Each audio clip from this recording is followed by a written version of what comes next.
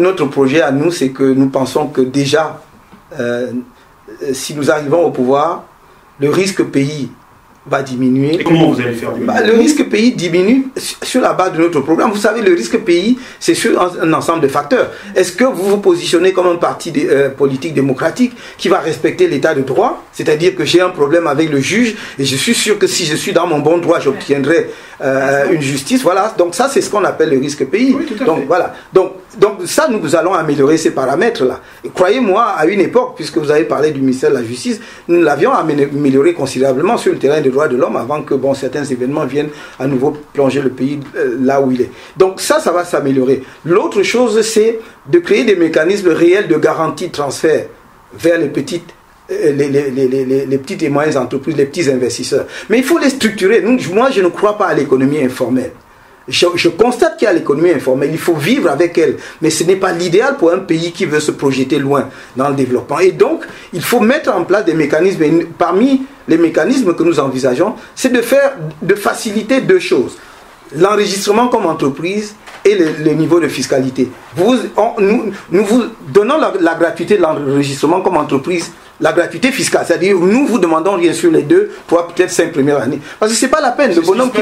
Voilà, partout ailleurs. Et donc, voilà, et ça va nous permettre de sortir un bon monde de l'informel et de commencer à avoir une réelle comptabilité à la fois des entreprises et de la richesse nationale. Ensuite, sur le plan, sur d'autres secteurs, j'ai dit, et on m'a demandé, oui, mais enfin, comment allez-vous financer ce que vous proposez? J'ai dit, le problème dans le monde actuel n'est pas un problème de financement. Si vous avez de bons projets, vous trouvez toujours les financements. Et pour un pays, le problème n'est pas de ne pas s'endetter, c'est de bien s'endetter, c'est-à-dire de s'endetter pour bien investir dans des secteurs qui vont créer de la richesse et permettre aux générations à venir de rembourser la dette. Voilà comment nous espérons pouvoir faire face à ces difficultés. Mais encore une fois, je voulais insister sur la nécessité de donner une chance aux jeunes Camerounais de faire éclore leur talent. Parce que j'ai vu, dans un pays comme le Kenya, je cite ce pays-là, parce que dans les années 70, nous étions en Afrique subsaharienne, le Cameroun, l'un des tout premiers à avoir des ingénieurs informaticiens, un des tout premiers. Et aujourd'hui, les performances du Cameroun dans le domaine de des télécoms et de l'informatique ne sont pas au niveau de la plupart des pays de niveau comparable. Le Kenya, dont on n'entendait pas parler en 10 ans de Moi Kibaki, parce qu'on dit oui, mais en fait on n'a pas besoin d'une éternité, c'est d'avoir une vision claire de ce qu'on veut faire. En 10 ans de Moi Kibaki a libéré les énergies, et aujourd'hui vous savez qu'il y a une réunion annuelle au Kenya, à Nairobi, sur les TIC, les technologies de l'information et de la communication, qui réunit tous les créateurs, les jeunes talents et les incubateurs kenyans avec tous les financiers qui viennent d'Afrique du Sud, de Maurice et d'autres pays. Et tous les majors du secteur informatique veulent y être. Microsoft, Apple, tous disent « it is the place to be ». Si bien que la nouvelle Silicon Valley en Afrique subsaharienne va être au Kenya et nulle part ailleurs. Donc ce sont des politiques qu'on met en place, ça ne tombe pas comme ça du ciel parce que vous êtes très gentil, on dit que les Camerounais sont très intelligents, encore faut-il qu'il y ait un cadre qui accompagne tout cela. Et vous accordez une place particulière à la jeunesse dans votre programme, dans votre discours, ça ne m'a pas échappé. Vous accordez une place singulière à l'innovation, me semble-t-il. Absolument. Et j'aimerais, avant de vous poser une ou deux questions sur ces éléments bien précis, revenir sur un propos que vous avez tenu tantôt. Vous avez dit les fonds peuvent être levés. D'ailleurs, quand l'État fait un appel aux fonds, l'État émet des titres, des obligations. C'est de la spéculation. Par ce mécanisme-là, on ne crée pas de l'emploi. Ce qui nous intéresse ici, c'est de comprendre comment vous allez favoriser, en mettant les banques au service de l'investissement privé, la création de l'emploi et par ce mécanisme la création des richesses par la croissance et par ce mécanisme la création de l'emploi. C'est ça qui nous intéresse. Oui, mais je vous ai expliqué que premièrement, il faut sortir donc un pan important de l'économie camerounaise de l'informel, parce que pour recevoir des financements, je crois que ce n'est pas en restant dans l'informel qu'on est on est mieux placé pour recevoir des financements bancaires.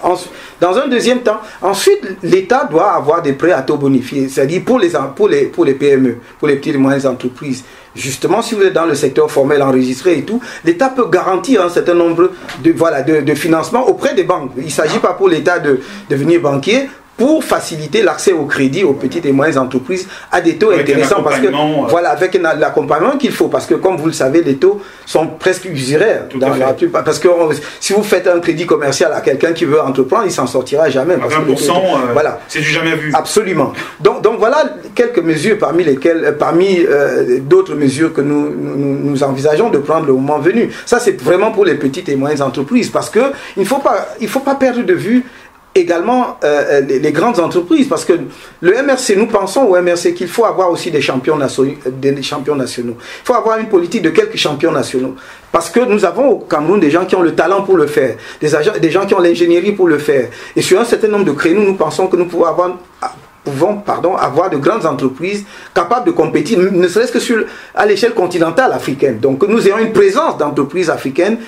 camerounaises au plan continental, et il faut pour cela soit réveiller les mécanismes actuels existants qui sont totalement endormis, comme la Société nationale des investissements, ou alors on les laisse, on crée un fonds. Vous voyez, un fonds camerounais, un fonds de l'État camerounais qui va effectivement accompagner les investissements dans ces secteurs.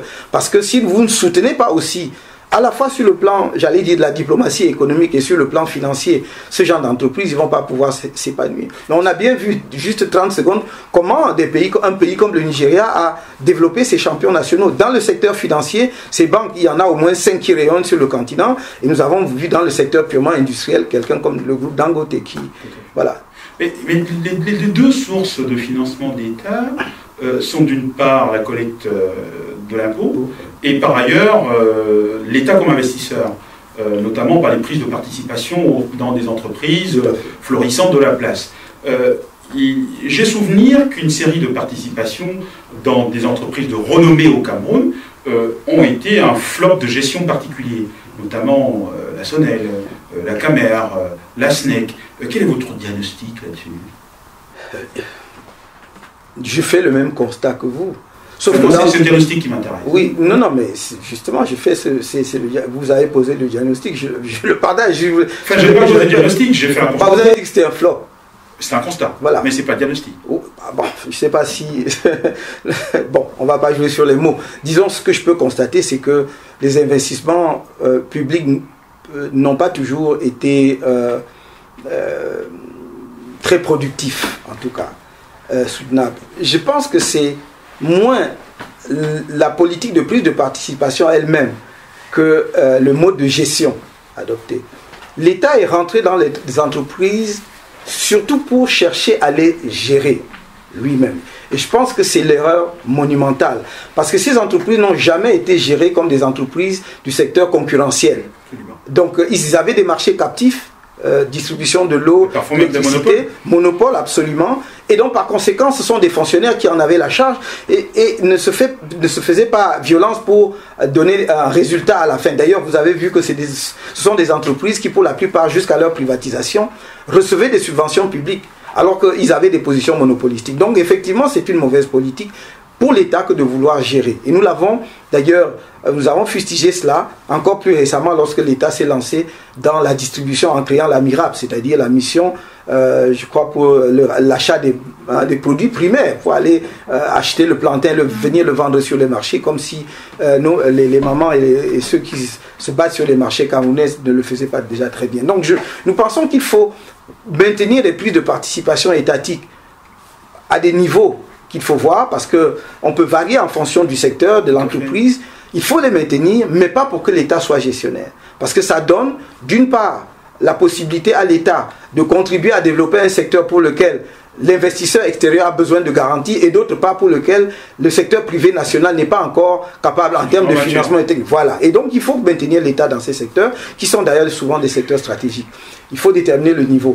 Ensuite, surtout, éviter d'en confier la gestion à l'État. Il doit être dans l'organisme de surveillance, laisser au secteur privé, justement, qui aura d'ailleurs mis ses intérêts dans ces entreprises, le soin de piloter avec les exigences du privé, avec les exigences de contrôle et de rentabilité qui s'imposent au secteur privé. Est-ce que vous êtes en train de nous dire que dans la politique de prise de participation, si l'État ne doit pas être gestionnaire, il devrait monitorer sa participation de telle manière que dans le conseil d'administration, il n'en ait pas le contrôle? À notre avis, mais il doit avoir, comment dirais-je, pas nécessairement, on parlera pas nécessairement en termes de minorité de blocage, mais il doit avoir un pouvoir de contrôle sur les choix stratégiques de l'entreprise. Non, mais tout actionnaire aussi... Non, si vous êtes minoritaire, vous n'avez rien, vous n'avez aucune... Vous ne pouvez pas impacter sur le choix stratégique de l'entreprise. Je suis entièrement d'accord avec vous, mais on ne va pas rentrer sur cette discussion parce que ce n'est pas ce qui intéresse fondamentalement nos auditeurs. Mais ils ont bien compris qu'en tout cas, vous considérez que l'État est un mauvais investisseur aujourd'hui et que la gestion, enfin, le fait qu'il ait confié, le fait qu'il ait pris en charge la gestion de certaines entreprises a été un véritable échec. Donc ça, c'est votre diagnostic à vous. C'est notre diagnostic. Et nous pouvons d'ailleurs apporter un contre-exemple. Vous savez, l'État était également dans Simencam. Tout à fait. Mais Simencam a bien performé. Même lorsqu'on privatisait Simencam faisait bénéfice net annuel au moins de 3 milliards. Donc Simencam n'a jamais été déficitaire. Pourquoi? Parce que la gestion était privée, alors même que l'État était majoritaire. Donc en fait, l'État devrait finalement laisser la main aux investisseurs privés et se garder la place plus ou moins de régulateur. On est d'accord qu'il peut faire ce transfert, mais par contre, en ce qui concerne la monnaie, par exemple, c'est un instrument que seul l'État peut manipuler, ou alors seul l'État peut prendre des décisions concernant la monnaie. On sait que chez nous, c'est le franc CFA qui est en vigueur, qui est un franc, une monnaie perçue comme étant surévaluée parce que associée à des grandes monnaies comme l'euro en termes de parité. Quelle est la place de la monnaie dans votre projet économique, dans vos démarches de solution? La monnaie est un outil important de politique économique, incontestablement. Mais quand on parle des questions monétaires, il me semble qu'il faut en parler sans passion. Il faut dépassionner le débat sur la question de la monnaie, en parler avec le plus de responsabilité possible et en tenant compte de toutes les exigences et les contraintes techniques, économiques et le reste. Quand on parle de la monnaie d'un pays, la question est de savoir si cette monnaie donne des marges de manœuvre à ce pays pour mener une politique économique. Et dans le cas du franc CFA, il me semble que si la marge de manœuvre est insuffisante parce qu'elle est arrimée justement à une monnaie extérieure qui fait qu'il y a une surévaluation du franc CFA, si c'est cela le problème, c'est à nous de renégocier les termes de cette monnaie.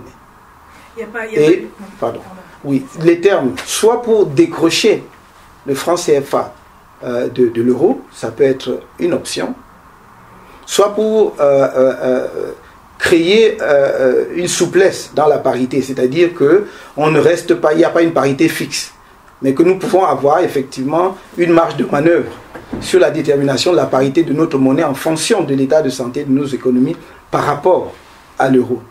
Donc ça, c'est une possibilité, oui. Mais il y a aussi tous les accords, effectivement, autour de la gestion de cette monnaie-là. Oui. Notamment aujourd'hui, elle est accusée, elle ne favorise pas l'intégration sous-régionale parce qu'effectivement, les accords favorisent plutôt des échanges entre le Nord et le Sud, donc entre la France, par exemple, et les pays d'Afrique, mais pas entre les pays, entre eux. On s'imagine quand même que c'est incompréhensible qu'on ne puisse pas aujourd'hui faire des échanges librement entre un pays de l'Afrique centrale et un pays de l'Afrique de l'Ouest qui ont pourtant le franc CFA comme monnaie, mais sur lesquels les accords ne permettent pas une certaine liberté pour les opérations. Oui. Vous savez que cela est relativement récent, vous avez raison de relever cela. Bien sûr, le franc CFA n'empêche pas la circulation dans chacune des sous-zones. En Afrique centrale, il y a le franc CFA de l'Afrique centrale et celui de l'Afrique de l'Ouest. Maintenant, effectivement, il y a un vrai problème. Mais cela est récent parce que jusqu'à la dévaluation des années 90, il y avait libre circulation entre les deux zones monétaires, l'Afrique de l'Ouest et l'Afrique centrale. Le problème est venu d'ailleurs de l'Afrique centrale qui estimait qu'il y avait une fuite massive des fonds, des capitaux de l'Afrique centrale vers l'Afrique de l'Ouest. Et donc, on a voulu compliquer les choses en détachant les deux zones. Je ne suis pas sûr que ce fût une très bonne politique, ou alors si elle était bonne, il faut y mettre un terme. Et j'ai moi-même eu l'occasion d'évoquer cela avec certains responsables des institutions d'émission des deux zones. Et je pense qu'ils se sont d'ailleurs réunis à une certaine époque. Mais encore une fois, il me semble que c'est aux pays africains de dire, puisque si ça existait à une époque, justement, raison de plus pour dire on ne peut pas continuer avec deux zones isolées les unes des autres, Parce que ça n'a aucun sens. Est-ce que c'est votre vision? Ben oui, de toute façon, notre approche des questions monétaires, c'est que si on veut rester avec une monnaie qui facilite la circulation, il faut avoir une grande zone harmonisée à l'intérieur de laquelle il y a une libre circulation. Notre problème fondamental, parce qu'il ne faut pas faire des tabous autour de la monnaie, notre problème fondamental, effectivement, c'est le poids du partenaire extérieur sur la monnaie. Et ça, ce sont les accords qui ont été négociés. Maintenant, il faut revoir les termes. Et je dis toujours très simplement à nos amis ou à nos compatriotes, lorsqu'on évoque ces questions, que c'est à nous. Il ne faut pas attendre que les autres viennent nous dire ce que nous voulons faire de la monnaie. Et je me souviens que le président français actuel, M. Hollande, à Dakar, lui-même a dit qu'il pensait qu'il était temps que les pays francophones, enfin les pays africains tirent davantage du franc CFA. Mais je n'ai vu nulle part, dans aucun pays africain concerné, des gouvernements engager une réflexion là-dessus. Donc c'est à nous de réfléchir pour dire de toute façon, voilà, même s'il y a des accords monétaires qui datent d'avant les indépendances ou immédiatement après les indépendances, maintenant il faut revoir les choses, notamment en particulier dans un monde globalisé, et voir si nous tirons assez parti de notre monnaie ou pas. Si notre monnaie nous permet de faire des politiques économiques qui nous permettent de nous développer ou pas. Si vous accédiez demain à la magistrature suprême, quels sont les 3 grands chantiers prioritaires que vous mettriez en route sur le plan économique? Je refuse souvent de parler de cette manière-là, parce que je pense que c'est dans le programme de campagne électorale qu'on parlera de cela. Donc le moment venu, j'espère pouvoir à nouveau bénéficier de l'opportunité que m'offre votre plateau pour présenter notre programme de campagne. Parce qu'aujourd'hui, nous avons une vision, un projet de société qui est articulé autour de 5 piliers. Et donc je peux décliner, le premier pilier, c'est ce que nous appelons le pacte républicain. Le deuxième, c'est le pacte éducatif, ou encore pacte jeune. Le troisième, c'est le pacte productif. Le quatrième, c'est le pacte social et de solidarité. Et le cinquième est le pacte stratégique avec la diaspora et les partenaires internationaux. Et donc, si je voulais d'une phrase dire en quoi consiste chacun de ces pactes, le pacte républicain parle du constat que nous avons un problème de vivre ensemble au Cameroun, en raison sans doute de notre diversité, mais également de notre double héritage, francophone et anglophone. Par exemple, nos frères anglophones, frères et sœurs anglophones, disent qu'ils ne sont pas très à l'aise, que certaines choses ne sont pas passées dans de bonnes conditions. Nous pensons au MRC qu'il faut les écouter et non pas dire qu'ils n'ont pas de problème. Nous pensons qu'il faut renforcer les conditions de l'unité de la nation. Nous sommes de ceux qui pensons que, par exemple, il faut revoir les institutions du pays pour les expurger de tout ce qui crée des murs, des barrières, construit des murs entre les Camerounais au lieu de jeter des ponts, parce que la diversité ne devrait pas être source de conflit. Nous pensons même à l'idée, vraiment, au MRC, l'idée d'une langue nationale. Qui ne serait pas décidé comme cela, parce qu'il y a au Cameroun ce qu'on appelle le SILS. C'est un organisme chargé des études linguistiques qui est là depuis pratiquement 50 ans, qui a tout étudié et tout est prêt. Et qu'à un moment donné, il faudrait peut-être l'écouter aussi, l'entendre, dire est-ce que c'est possible? Parce que nous pensons, peut-être à tort, mais modestement au MRC, que dès lors qu'on a réglé le problème de la syntaxe d'une langue, le reste, le vocabulaire peut venir de partout. Et donc, en fait, le vocabulaire peut emprunté au vocabulaire de toutes les régions du pays, et donc on aurait une langue qui serait vraiment une langue nationale. Enfin voilà, ça c'est sur le premier pacte. Oui. Et avant de passer aux questions, sur un autre volet des questions, j'aimerais revenir sur 2 éléments sur le volet économique. Oui. Vous avez émis tout à l'heure l'hypothèse d'un taux de change flottant. Oui. Est-ce que cette hypothèse ne serait pas un cheminement périlleux dans la mesure où on sait que le risque de change est un risque important dans les économies des États, et que par ailleurs, ce risque de change est fort lié à la volatilité politique. Tout à fait. Est-ce que envisager un change flottant ne serait pas suicidaire dans le contexte actuel de nos États? Il me semble que non, puisque les pays qui gèrent leur monnaie nationale sont exposés au taux de change flottant. Si vous prenez le Naira, le Cedi, le Naira au Nigeria, le Cedi au Ghana ou ailleurs, on apprend, comme vous le savez comme moi, à gérer sa monnaie. Donc c'est aussi une expertise. Dès lors qu'on veut avoir son autonomie monétaire, il faut apprendre à la gérer. Donc, en fait, la parité fixe nous a installés dans un confort. Donc, en fait, nous ne gérons pas tellement nos monnaies parce que nous savons que quoi qu'il advienne, ce sera le même taux. Et donc, nous devons apprendre à gérer la monnaie si jamais on opte pour un taux d'échange flottant, parce qu'on doit tenir compte d'ailleurs qu'une monnaie se gère au jour le jour, vraiment, pour ne pas dire d'heure en heure. Et donc, c'est une expertise qu'il faudra non seulement développer, mais je pense qu'elle existe au Cameroun, parce qu'il y a de nombreux experts dans ces domaines. Alors, une question sur l'actualité du pays en ce moment. Oui. Le contexte judiciaire est particulièrement marqué par des arrestations successives qui se justifient par le fait d'une volonté politique qui est celle d'assainir le contexte général de la corruption, et puis en particulier de donner un signe fort à ceux qui sont en charge de la gestion des biens publics. À la lumière des condamnations, des procédures, quel est votre sentiment? Qu'est-ce que cela vous inspire? Est-ce que globalement les choses vont dans le bon sens? Quand on a lancé l'opération d'assainissement de la vie publique en termes de gestion justement de la fortune publique, j'ai, comme sans doute la plupart des Camerounais, accueilli cela très favorablement. Il était temps en effet que l'on essaye de mettre un peu de l'ordre dans cette affaire-là. Mais chemin faisant, et l'évolution des choses nous ont laissé perplexes, au point où on se demande si effectivement on ne s'est pas servi de cette lutte pour atteindre certains objectifs, peut-être plutôt politiques. Je ne connais pas un seul cas de condamnation dans le cadre de ces affaires qui n'ait donné lieu à des critiques acerbes. Bon, vous me direz que c'est le rôle des avocats de défendre leurs clients et de contester les décisions judiciaires, mais quand même, pas à ce point. Il y a quand même quelques faits qui laissent perplexe.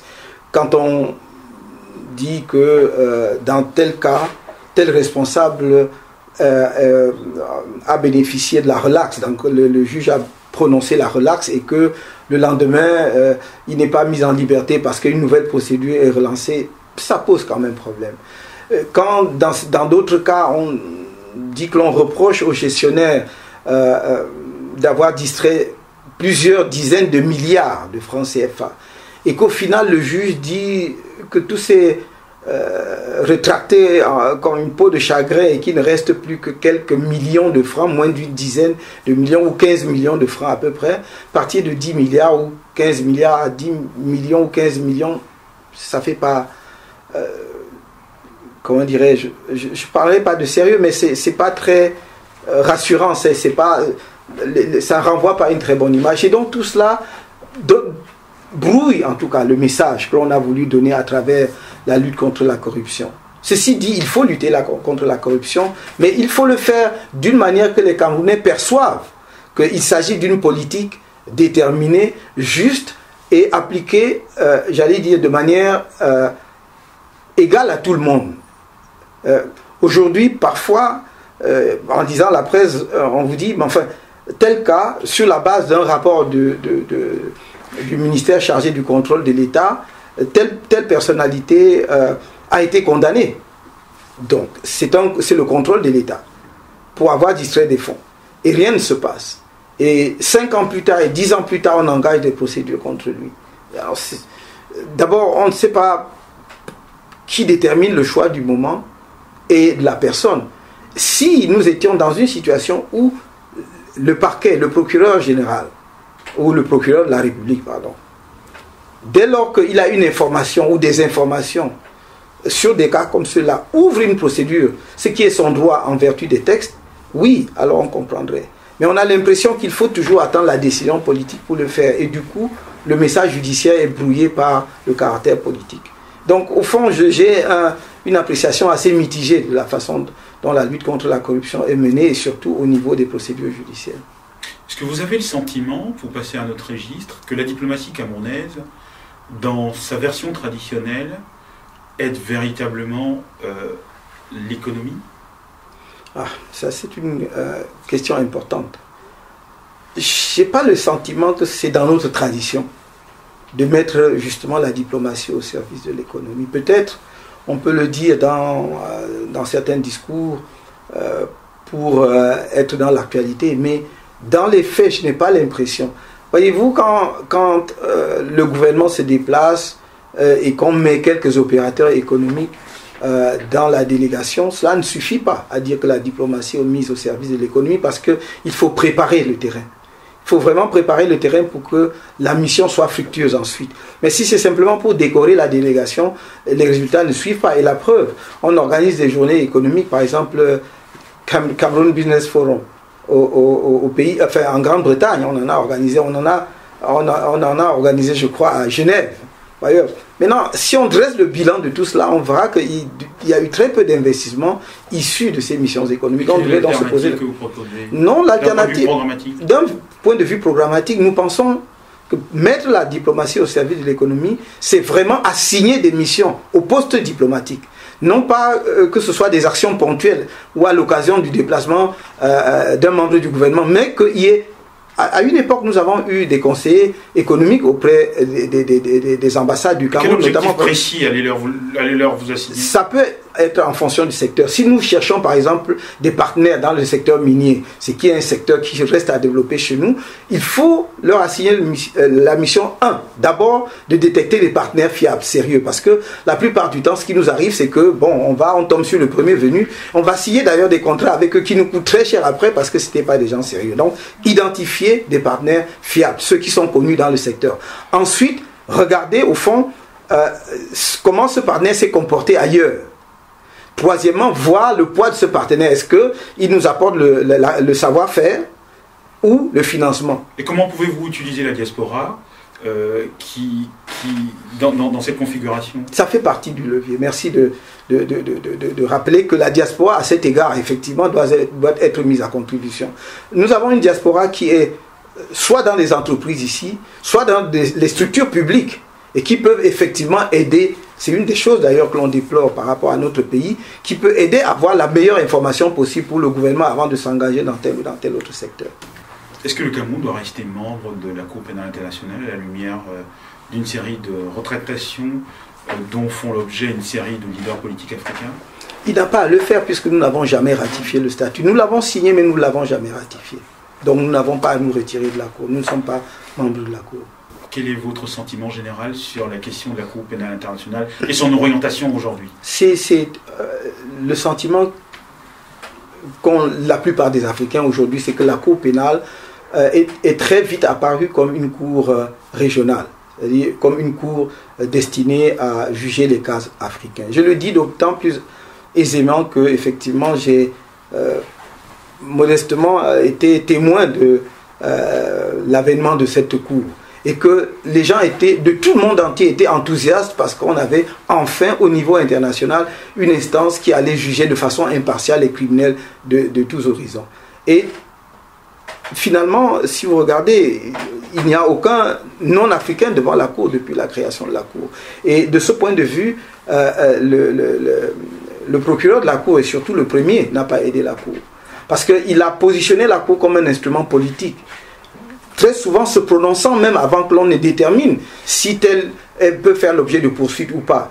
Et donc, en faisant de la Cour un instrument politique, on l'a décrédibilisé sur le plan judiciaire.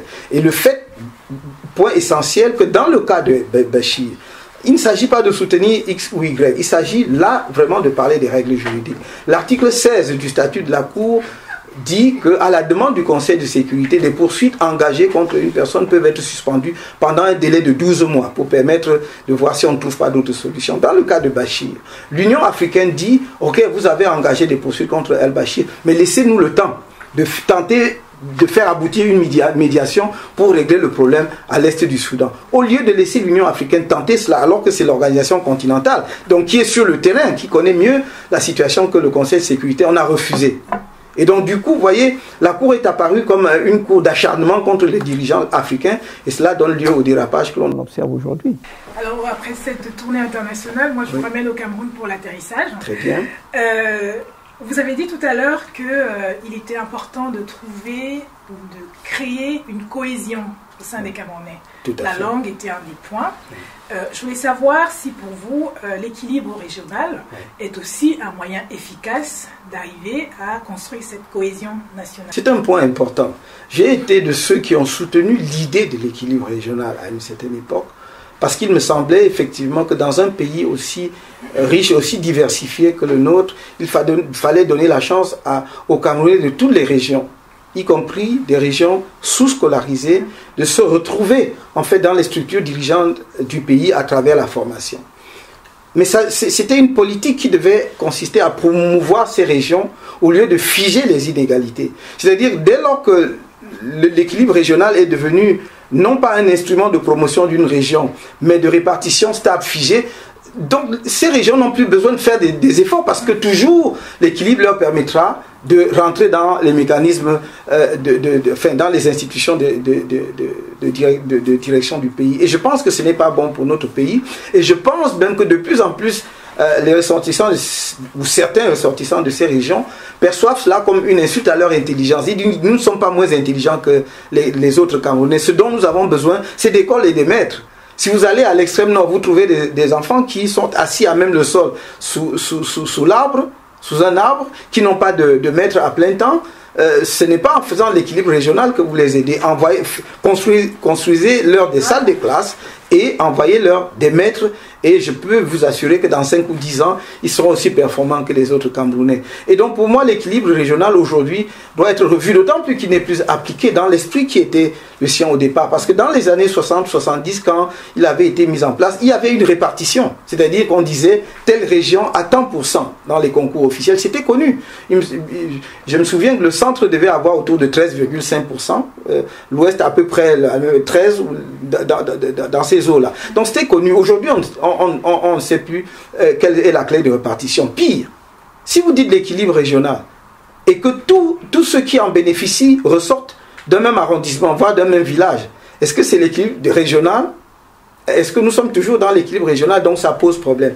Il me semble qu'il faut promouvoir une politique, voulais-je dire, de développement volontariste de l'éducation au Cameroun en y impliquant les élites, parce que les élites de ces régions-là sont également responsables. Si vous avez réussi, donnez-vous comme exemple aux jeunes pour leur dire c'est la voie pour réussir, et au lieu de les maintenir justement dans la pauvreté ou dans la non-éducation, parce que ça vous permet d'avoir une clientèle qui est facilement manipulable. Ce n'est pas normal que l'on continue sous des fallacieux prétextes culturels ou religieux à dire que les jeunes filles vont aller se marier à 9 ans ou à 10 ans et qu'elles n'iront pas à l'école. Donc il faut que l'État prenne ses responsabilités à cet égard et amène les autorités traditionnelles, les autorités religieuses, les élites et lui-même en tant qu'État à investir dans l'éducation. Ces dernières années, on a vu que la façon dont cet équilibre régional était appliqué au Cameroun a créé une espèce de fragmentation. Donc on voit les individus aujourd'hui beaucoup plus par rapport à leurs origines. Pour vous, qui avez donc le projet d'accéder à la magistrature suprême, est-ce qu'il n'y a pas un risque qu'on se dise vous êtes président du MRC, vous êtes d'origine bamileke, c'est un parti pour les bamileke? Si c'est le cas, il faut donc qualifier tous les partis au Cameroun par de leurs leaders. Donc il faudra que l'on dise que le RDPC est un parti boulou, que le SDF est un parti de Santa, c'est le parti, même pas du Nord-Ouest, mais des gens de Santa, que l'on dise que l'UDC est un parti de Bamoun, que l'on dise que l'UNDP est un parti de Peul de Garoua, etc., et que l'on dise que le MDA est un parti des tout pourris. Je veux dire, ça fait pas sérieux. Mais monsieur Kamto, je vous coupe pas la parole. C'est une chose que de considérer que c'est banal. Mais en réalité, en fait, c'est une réalité. C'est un regard que le Camerounais jette sur l'organisation politique. Hein? Mais maintenant, la question qui est intéressante, c'est comment est-ce que vous envisagez de dépasser ça? D'abord, vous avez raison de dire que c'est un regard, mais c'est un regard construit. Je voudrais souligner cela à plusieurs traits, parce que les médias aussi, et pardonnez-moi, pas nécessairement le vôtre, mais contribue aussi à amplifier cela. Je veux dire, et là où il faut parler de nuances de diversité, par facilité parfois. On dit, bon voilà, il est de l'Ouest, c'est un parti bamileke. Mais je vais vous dire que prenez les structures dirigeantes du MRC. Oui, le président, c'est moi, le premier vice-président est de l'extrême nord. Le deuxième vice-président est du centre, M. Amban. Le troisième vice-président est du littoral. Il est de Yaba Sim, Maître Sim, avocat. Le quatrième vice-président est du sud-ouest, M. Tabi Johnson. La cinquième vice-présidente est du nord. Le secrétaire général est du nord-ouest, Maître Ndong Christophe. C'était un équilibre régional, ce que vous avez essayé de faire, non, ou c'était juste non, c'était des compétences que c'est assez... Non, c'est pas un équilibre, mais c'est le souci justement de construire un parti national. Parce que de toute façon, quand bien même je le voudrais, je ne peux pas parler avec...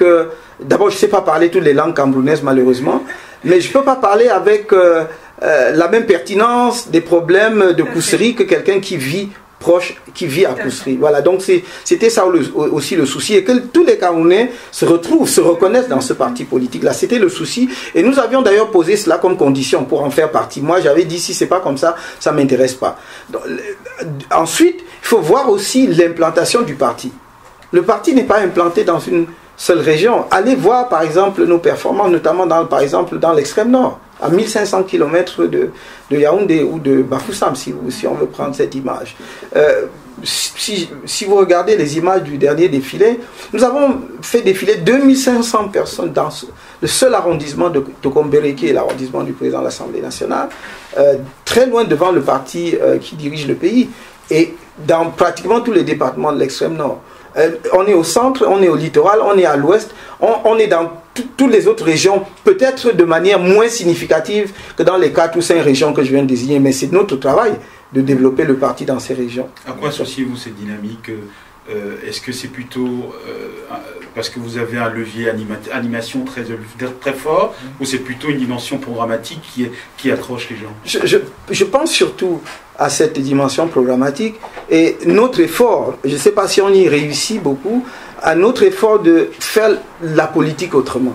Et faire la politique autrement, c'est aussi en essayant de faire une politique de proximité. Nous n'avons pas beaucoup de moyens, nous ne sommes pas aux affaires, mais nous essayons d'être vraiment à côté des populations.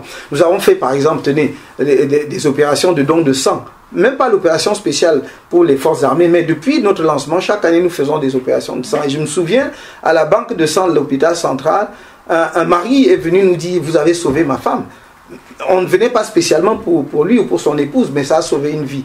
Et donc ça aussi, on fait comprendre aux Camerounais que nous n'avons pas beaucoup de choses, nous n'y sommes pas encore, mais nous essayons d'être avec vous. Vous avez des initiatives citoyennes. Voilà, on a des initiatives citoyennes.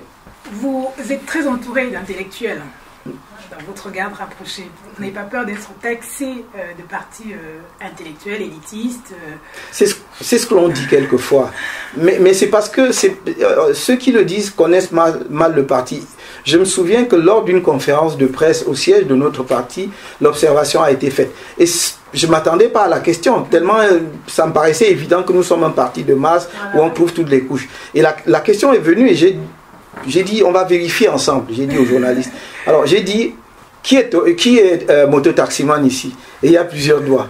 Et qui est Bayam Salam ici? Il y a eu plusieurs doigts. Donc vous comprenez qu'on n'a pas que des intellectuels. Et même dans les structures dirigeantes, on n'a pas que des intellectuels. Donc, mais c'est vrai qu'on voit surtout quelques figures de proue. À un moment donné, on a dit que c'est un parti des avocats, parce qu'effectivement, il y en a pas mal.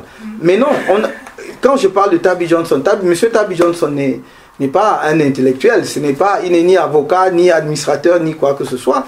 C'est un brave citoyen camerounais qui a travaillé pendant quelque temps d'ailleurs à l'ambassade des États-Unis comme agent, pas spécialement comme cadre, et qui est à la retraite depuis quelque temps. Enfin, je peux en citer et pas mal. L'organisation des femmes, et notamment le groupe des femmes leaders, la dame qui dirige n'est pas spécialement lettrée, elle tient un bar, n'est-ce pas? Voilà. Et sur notre liste aux législatives comme aux municipales, j'avais sur ma propre liste à Yaoundé une dame qui était Bayam Salam au marché Mokolo. Donc je crois que voilà, c'est un mythe, c'est une construction exactement de la même façon que l'on disait tout à l'heure, qu'il y a une construction qui peut assimiler très facilement un parti politique aux origines de celui qui le dirige. Avec le recul, est-ce que c'était la bonne décision de démissionner du gouvernement? Est-ce que c'était la bonne décision de créer le MRC? Je ne regrette jamais ce que j'ai fait, ou plus exactement, je regarde devant moi. Et il n'y a aucune raison pour que je regrette une décision que j'ai prise il n'y a pas très longtemps. Non, il n'y a aucun problème. Je pense que j'essaye de faire mon modeste chemin dans la voie que l'on essaye de tracer ensemble. Et je pense que si le MRC n'avait pas été créé, il aurait fallu le faire parce que c'est un parti politique qui décidément apporte une tonalité nouvelle sur la scène politique camerounaise. Et pardonnez-moi de le dire, mais c'est un parti qui suscite beaucoup d'espoir au sein des populations camerounaises parce qu'à plusieurs reprises nous avons entendu les gens dire si vous aussi vous échouez alors il s'en est fait de l'opposition camerounaise, c'est plus la peine de continuer. Et donc ça nous donne beaucoup d'encouragement et d'espoir. La prochaine étape de votre tournée ce sera en Grande-Bretagne à partir de lundi. À partir de lundi. Quel message final alors à la diaspora à laquelle vous parlez aujourd'hui? Que la diaspora comprenne qu'elle est une composante importante de notre population, de notre peuple, où qu'elle se trouve. Que cette diaspora fait déjà beaucoup à travers le soutien qu'elle envoie régulièrement aux familles restées au Cameroun. Elle envoie des Western Union, mais nous voulons, parce que nous savons nous voulons qu'elle fasse mieux, parce que nous savons qu'elle peut faire mieux. Parce qu'elle est talentueuse, nous avons la chance par rapport à d'autres pays d'avoir une diaspora bien formée qui a la chance de se frotter à la compétition internationale et qui peut apporter une expérience inestimable au Cameroun. Nous souhaitons donc qu'elle soit en capacité demain de jouer son rôle de levier dans la transformation du Cameroun, mais nous souhaitons aussi que très rapidement on lui donne l'occasion d'être en mesure de prendre part à la vie politique en adoptant une loi sur la double nationalité. Merci, ce sera le mot de la fin. Professeur Maurice Kamto, la diaspora camerounaise vous remercie pour ce moment d'échange sur DFTV. Nous vous souhaitons beaucoup de succès pour la suite de votre tournée et puis nous vous disons à bientôt. Merci beaucoup. Au revoir. Je vous remercie.